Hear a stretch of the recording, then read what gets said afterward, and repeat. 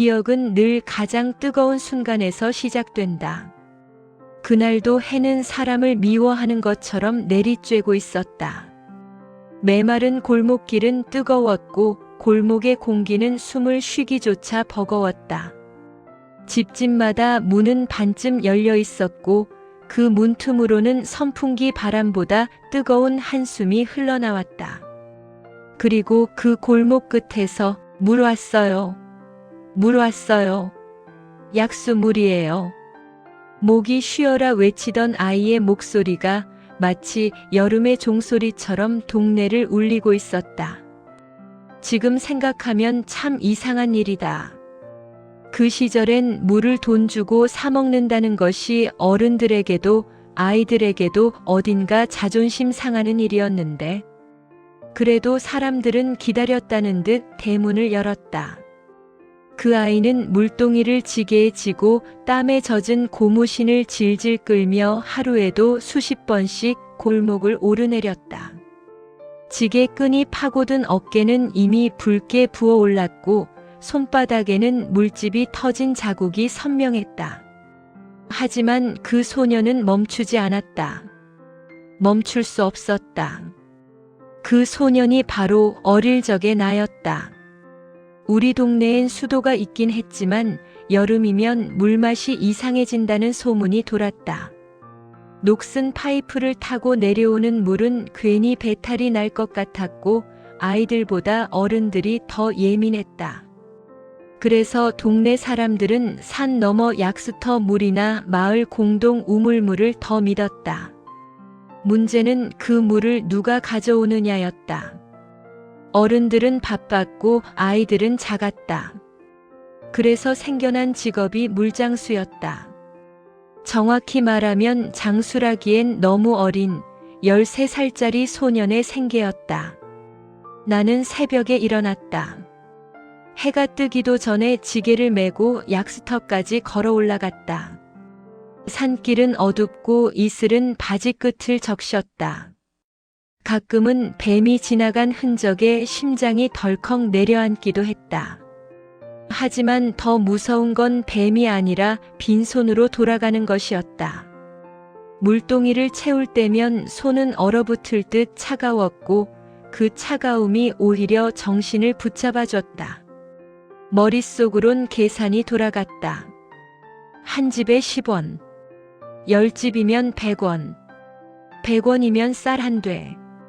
그리고 쌀 한 되면 어머니가 죽 한 그릇을 끓일 수 있었다. 그 계산은 구구단보다 정확했다. 산을 내려올 때는 더 조심해야 했다. 지게가 무거워 자칫하면 앞으로 고꾸라질 것 같았다.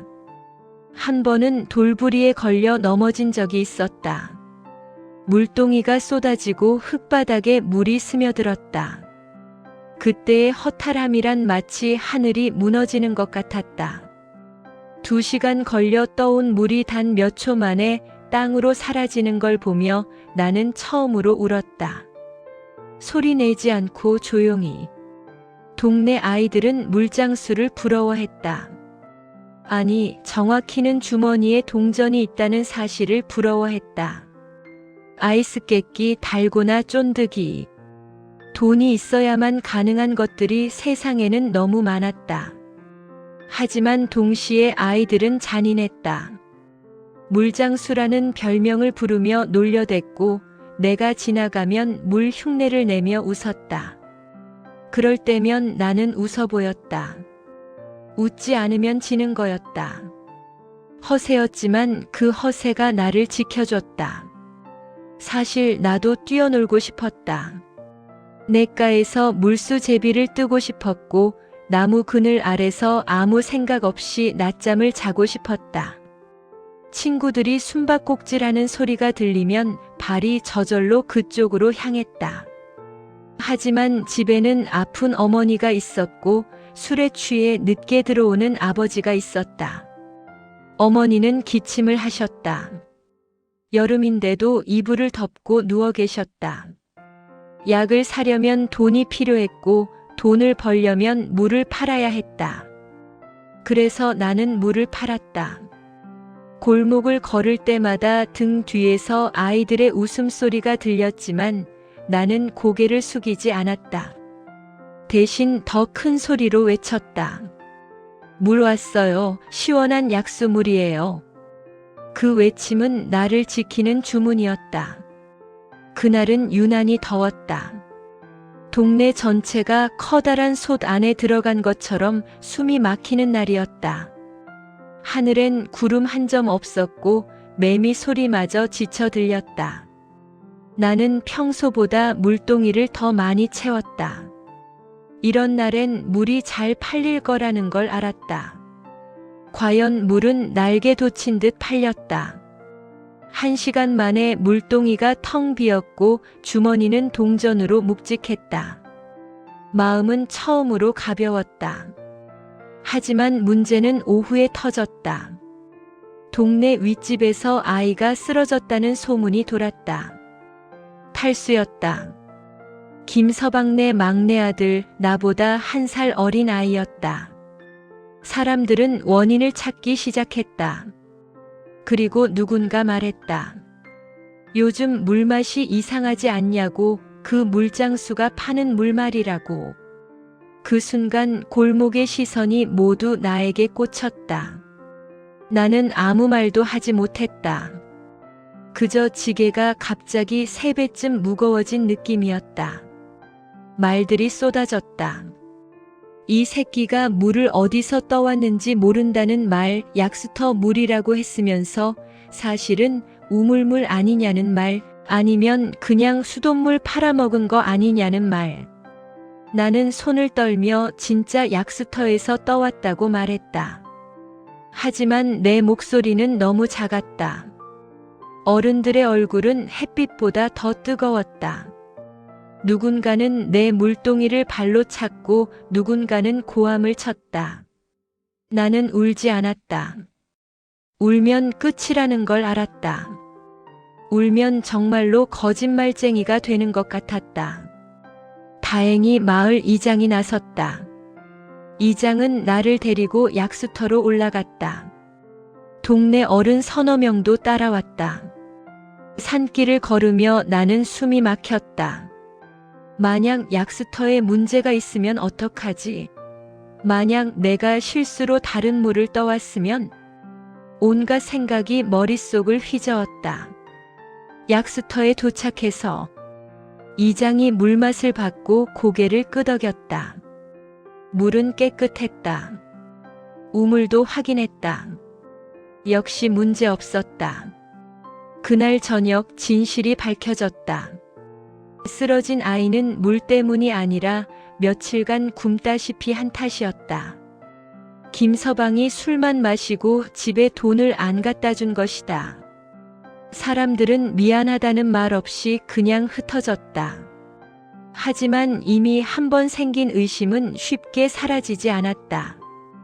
그날 이후 물은 잘 팔리지 않았다. 외쳐도 문을 여는 집이 드물었다.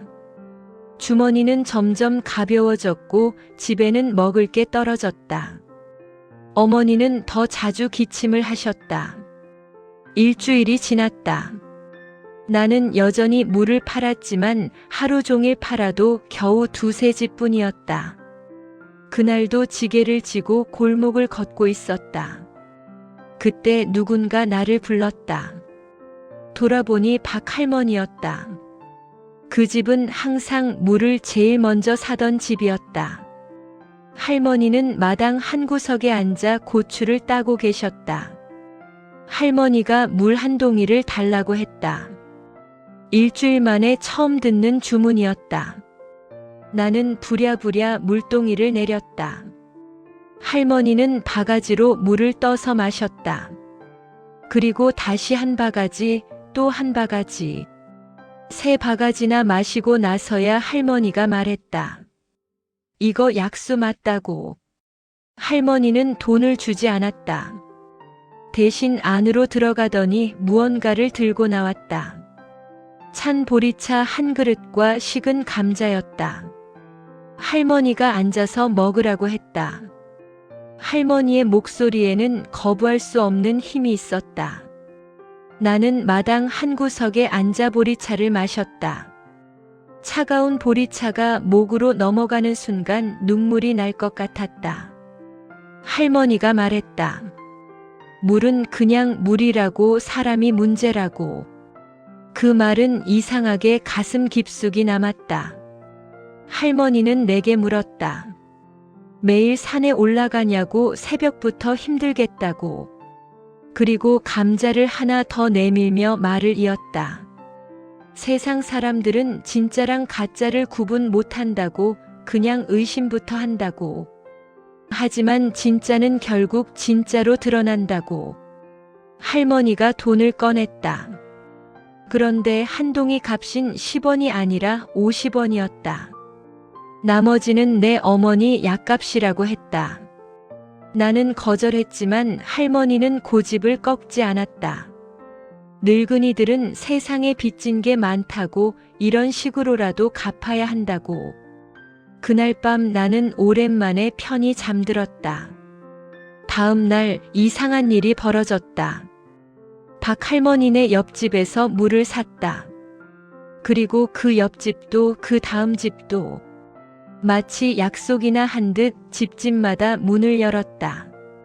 나중에 안 일이지만 박 할머니가 동네 할머니들을 모아놓고 한마디 했다고 한다. 저의 물은 진짜라고, 자기가 보증한다고. 그리고 덧붙였다고 한다. 우리가 저 애를 의심으로 죽이면 안 된다고.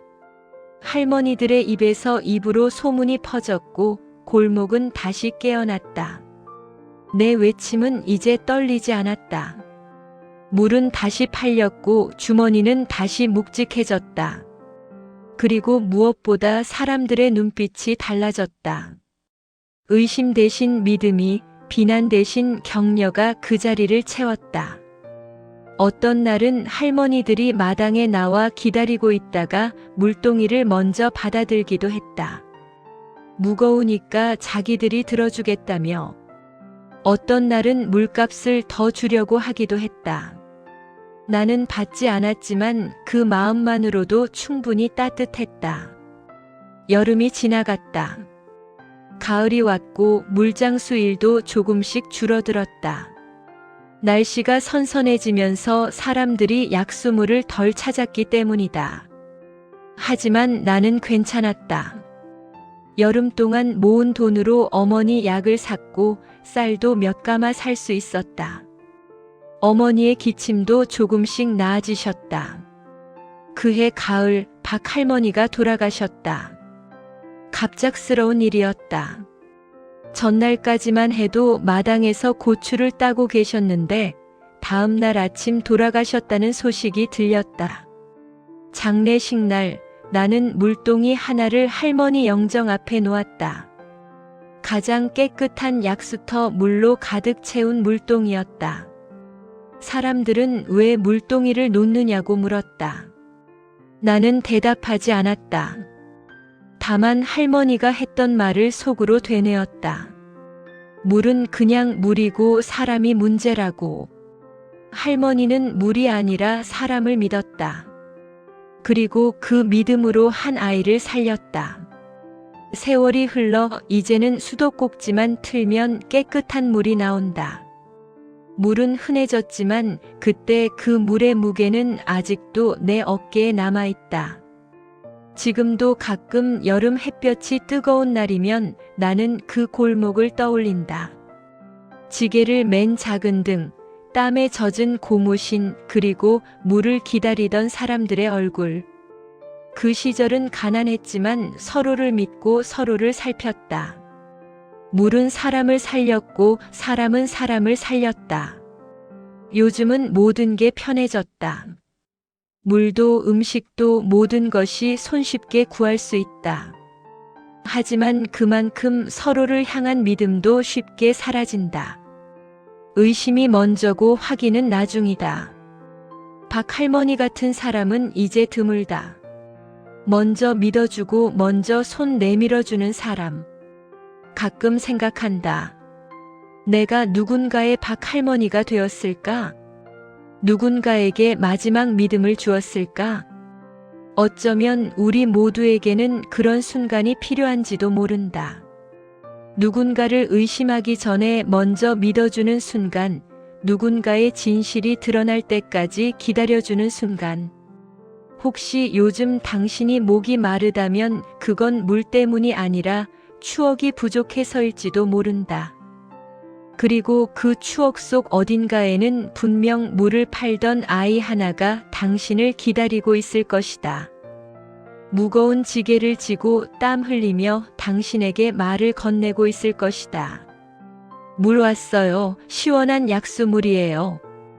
그 목소리가 들린다면 잠시 멈춰 서시라. 그리고 귀 기울여 보시라. 그 속에는 물보다 더 깊은 것, 믿음보다 더 따뜻한 것, 우리가 잊고 살아온 무언가가 분명히 있을 테니까.